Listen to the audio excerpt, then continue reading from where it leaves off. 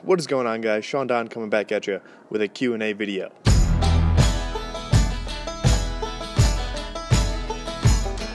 First and foremost, I just want to thank everyone for asking me all these questions. There were a lot of solid questions, and I apologize if I didn't answer your question in this video. I didn't want the video to be like 97 minutes long. Honestly, most of the questions that were asked warrant an entire video on their own, so I've stored those in the idea bank for weeks to come. Hand movements on fleek. But let's get into it. Is your mindset different in meets versus practice? First off, let me tell you, I get asked this question so often, and the answer is no. My mindset is always the same. I treat every practice like a competition. So when I get into competition, nothing changes. I do the exact same routine, the same warm-up, same drills, all that stuff. The only thing that changes is they start measuring throws. I don't know. Usually my goal is just to hit the best technical throw possible, and I get pretty jacked up, pretty juiced by competition in itself. So if I hit a good technical throw in competition, generally I'll have that energy to really put the ball out there and throw far. So yeah, nothing really changes. Literal Throws asks, and I'm sorry if I butcher anyone's name, sorry ahead of time. How to improve on the finish in the weight and the hammer? It's a very easy question. Do finish drills. I like to start with lighter weights. So let's say if you're throwing a 35-pound weight or a 25-pound weight for those high school boys, try to find yourself a 20-pound weight, do like a one turn and finish, or even like a wind and release.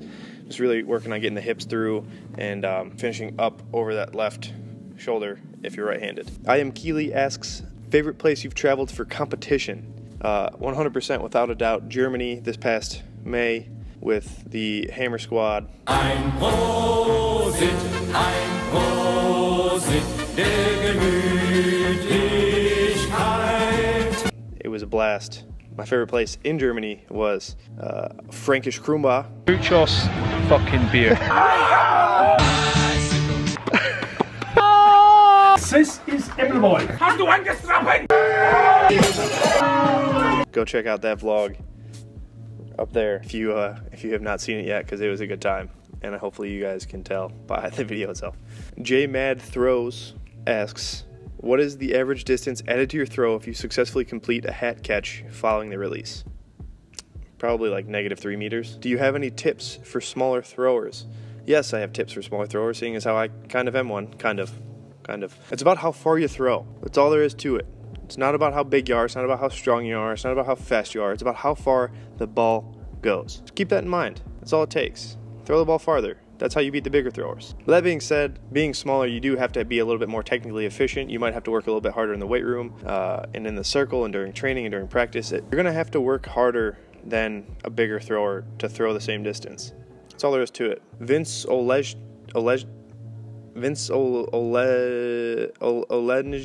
I don't know, asks me, what's your favorite song to throw or lift to? And that is, I need to look that up really quick, actually. Let's go to my Spotify playlists. My favorite song to throw and lift to, Vince, is titled Split, and in parentheses, Only You, by Tiesto and the Chainsmokers. I don't know what it is, but that beat drop and the build up and all that stuff just gets me fired up.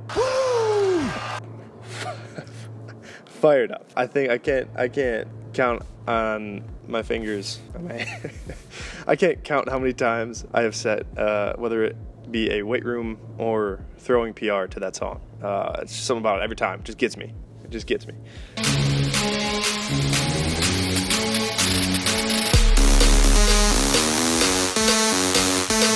Moving on. Z_G_throws. Zach, what lift is most important to improving the hammer? I'm going to go with the smart ass answer and say throwing the hammer is most important to improving hammer throw performance. Yeah, seriously though, I hate answering this question because people think like there's some magic weight room exercise that makes throwing hammer better, and it really isn't any exact answer. Like nothing in the weight room is specific enough to have a direct correlation on throwing hammer farther. Like you can't do an exercise for 6 weeks and not throw hammer for 6 weeks and expect to be better at throwing hammer. It might happen, but it's probably not going to happen. But that being said, general weight room exercises that are good for throwing hammer are squats, back squats, front squats, plate twist, bar twist, sit-ups, abs, stuff like that. Any sort of weighted core exercise is one of my favorites. And then like a good front squat is good for posture and leg strength. Eric.Escobedo asks, how do you send it? You know what, Eric? I'm still trying to figure out the answer to that too. Sam Uderman asks, What was the biggest training difference that changed you from a 66 meter to a 74 meter hammer thrower? Very simple answer. I did more. More reps, more sets, more training, more throwing, more lifting, all of it. I just did more work over time. Took patience, a lot of reps put in. Yeah, the key was just putting in more reps, refining technique, getting stronger, getting specifically stronger. Yeah, no secret sauce here, just work over time. F. Martinez 78 asks, how does a high school athlete get recruited? Honestly, I am not the guy to ask this question. In my opinion, I would say just throw far. I wasn't recruited coming out of high school because I only threw my senior year of high school. I threw disc 158 and shot put 53 feet. And so yeah, got a late start, didn't get recruited at all. Ended up going to a Division III school. As a coach, the farther you throw, probably the more you're going to get recruited. I don't know. This is where this is like a situation where I think people put the cart before the horse. They want to get all this attention from coaches to get recruited, and they do everything they can to try to get attention, whether it's reaching out via email or Facebook or asking people to ask people. I don't know what it is. When it comes down to it, if you're throwing far, you're going to get recruited. So just throw farther. It's that simple. AVI 0100 asks, what's the airspeed velocity of a swallow, European or African?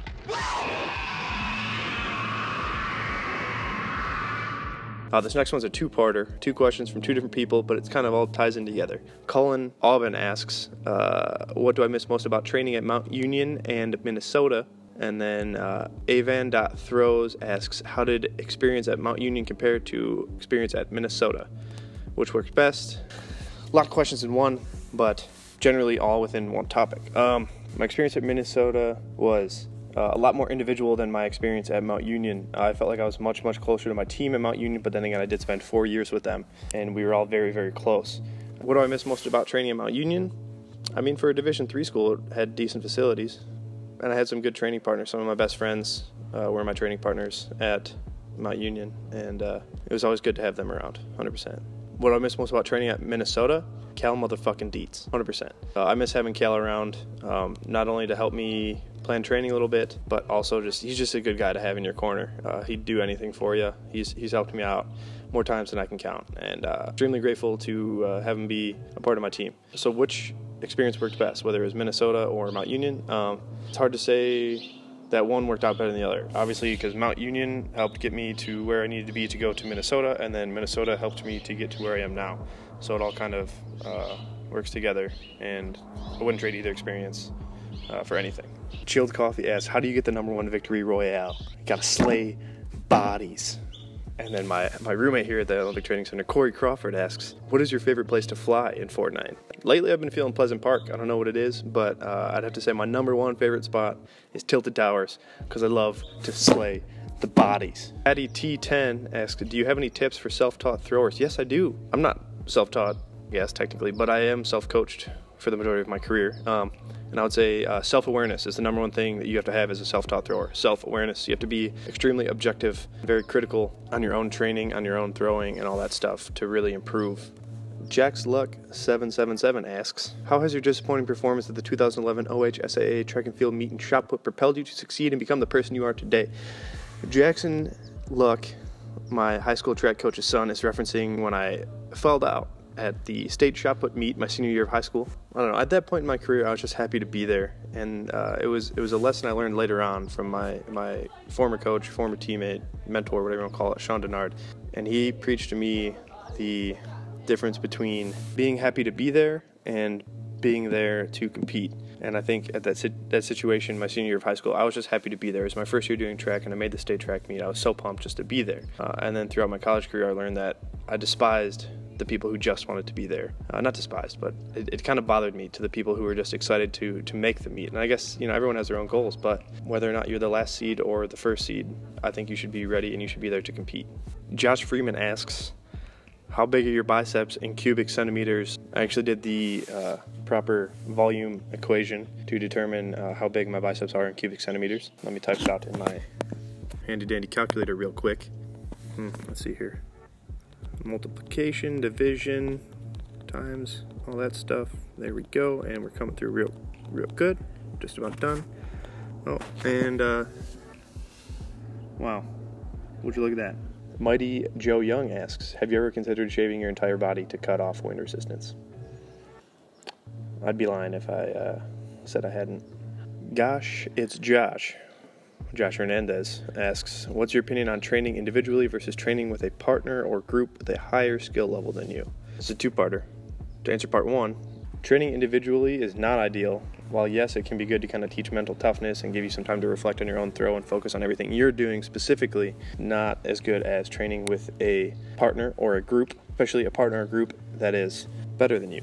I have made my best progress when I've been the small fish in the big pond, when I've had someone to chase in training every day, someone beating me down in training every day, whether it's throwing or lifting, doesn't matter. Training with people that are bigger, stronger, faster, more technically sound than you is the best way to progress. And like I said, that's when I made my best progress. And then Josh also asked thoughts on training with a person at a lower level than you. Once again, I think this is still better than training alone, where you have someone to kind of bounce ideas off of, someone to push you when you're feeling down, someone to keep you level-headed when things go wrong. Without a doubt, training with somebody that is either better than you or worse than you is better than training alone. I've been in both situations, and I'll take that over training alone any day. Gavin Haas asks, how many beers did Wade Boggs drink on his flight from LA to New York City? It's actually highly disputed. Some say 50, some teammates said 60, and some say as many as 70 beers. It's an absolutely insane amount of beer. Nobody can drink that much. Not with an attitude like that. And then Spencer Runrau, if that's how you pronounce it, I don't know, but asks, how do you deal with being frustrated with your coach? And this is a very touchy subject because I don't want to piss any coaches off out there. I sympathize with you. I have coached at the Division II level. I have coached privately. I understand the frustrations with being a coach, and I understand the frustrations with being an athlete dealing with a coach. But when it comes down to it, I think you just need to talk with them, talk it out.